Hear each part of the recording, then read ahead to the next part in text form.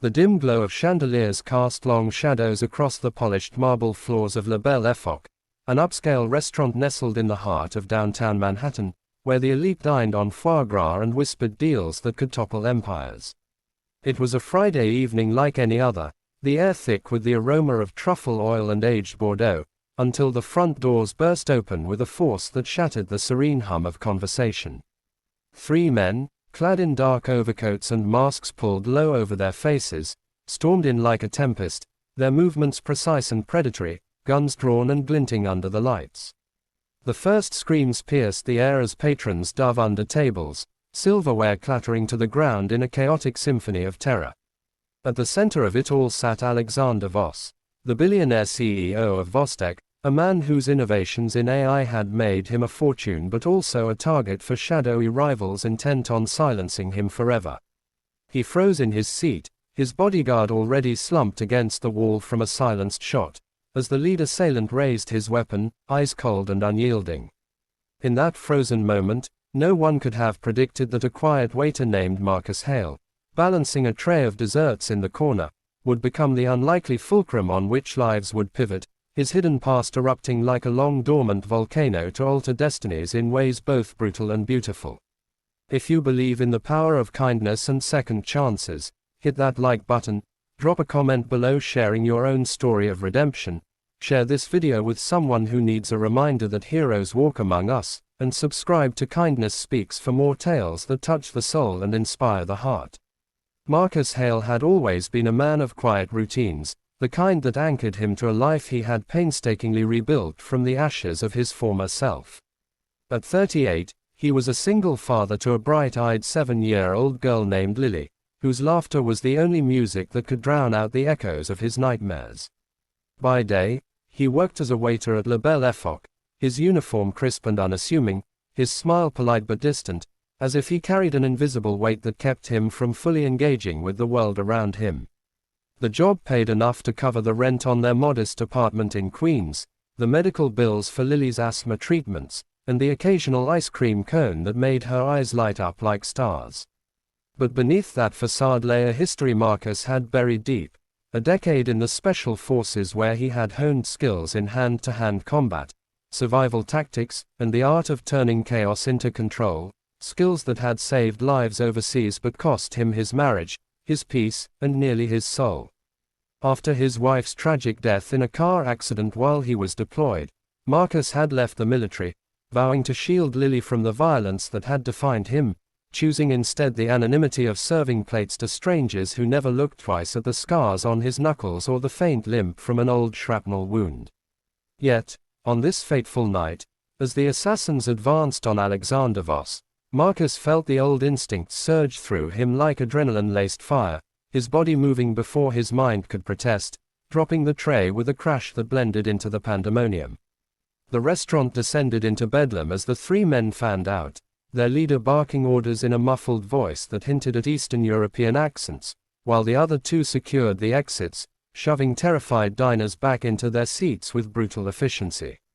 Alexander Voss, a man accustomed to boardrooms and billion-dollar negotiations, found himself utterly exposed, his sharp mind racing through escape scenarios that evaporated under the barrel of a gun. He thought of his estranged daughter, Sophia, whom he hadn't seen in years since the divorce that shattered his family, her last words to him a bitter accusation of prioritizing empire over love. In that instant, regret flooded him, a tidal wave of what-ifs that made his hands tremble as he raised them in surrender. But then, from the periphery, Marcus exploded into action, his movements a blur of calculated precision born from years of training that no civilian job could erase. He tackled the nearest assailant from behind, his arm wrapping around the man's neck in a chokehold that cut off air and resistance in seconds, the gun clattering to the floor as the attacker's body went limp. The other two spun toward the commotion, their weapons swinging wildly, but Marcus was already in motion, using the fallen man as a shield while disarming the second with a swift kick to the wrist that echoed with the crack of bone. Gunfire erupted, bullets ricocheting off walls and shattering crystal glasses, sending shards flying like deadly confetti, as patrons screamed and huddled together, their evening of luxury transformed into a nightmare of survival. In the midst of the fray, Marcus's mind flashed to Lily, waiting at home with the babysitter, her small frame curled up on the couch with her favorite stuffed bear, oblivious to the storm her father was unleashing. He had promised her a life free from the shadows that haunted him, yet here he was, reverting to the warrior he had tried so hard to forget, his hands once again instruments of violence. The lead assassin, sensing the shift, turned his full fury on Marcus, firing a shot that grazed his shoulder, hot pain searing through flesh and fabric, but Marcus didn't falter. He closed the distance in 2 strides, his fist connecting with the man's jaw in a blow that sent him staggering, followed by a series of strikes, elbow to the temple, knee to the gut, that dropped the assailant to his knees, gasping and defeated. The third man, seeing his comrades fall, hesitated just long enough for Marcus to disarm him with a precision takedown, pinning him face down on the cold floor as sirens wailed in the distance, the cavalry arriving too late to claim the hero's role. As the police stormed in, cuffing the intruders and tending to the wounded, Alexander Voss rose from his table, his pristine suit now rumpled and stained with spilled wine, his eyes locking onto Marcus with a mixture of awe and gratitude that would soon blossom into something profound. The aftermath unfolded like a slow-motion reel in a film Marcus never wanted to star in, the restaurant's elegant decor now marred by bullet holes and bloodstains, paramedics weaving through the debris to check on the shaken patrons.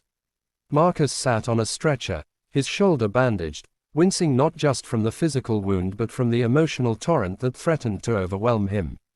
He had saved lives, yes, but at what cost? The media frenzy began almost immediately, reporters swarming the scene with cameras flashing like lightning, capturing the image of the unassuming waiter who had single-handedly thwarted an assassination attempt on one of the city's most powerful men. Alexander Voss, ever the opportunist, approached Marcus amid the chaos, his voice steady despite the tremor in his hands, extending an offer of thanks that went beyond words, a job at Vostek, perhaps, or financial aid to ease the burdens of single parenthood.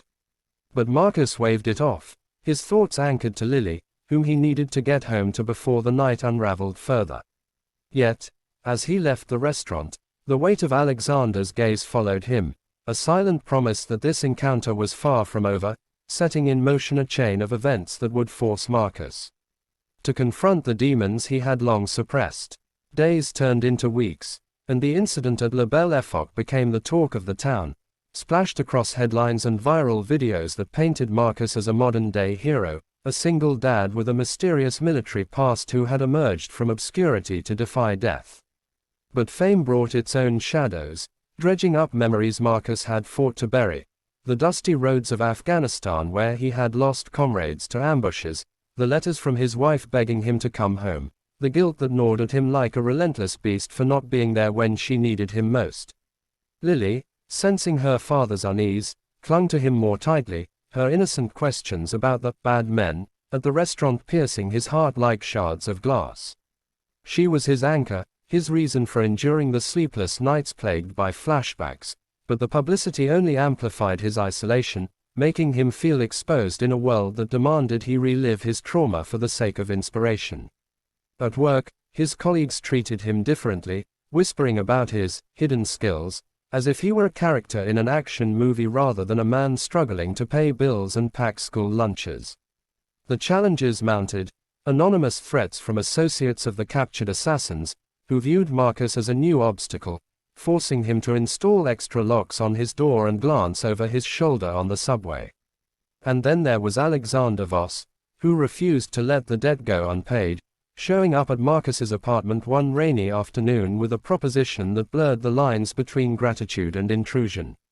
Alexander was a man forged in the fires of ambition, his empire built on sleepless nights and cutthroat decisions that had alienated those closest to him.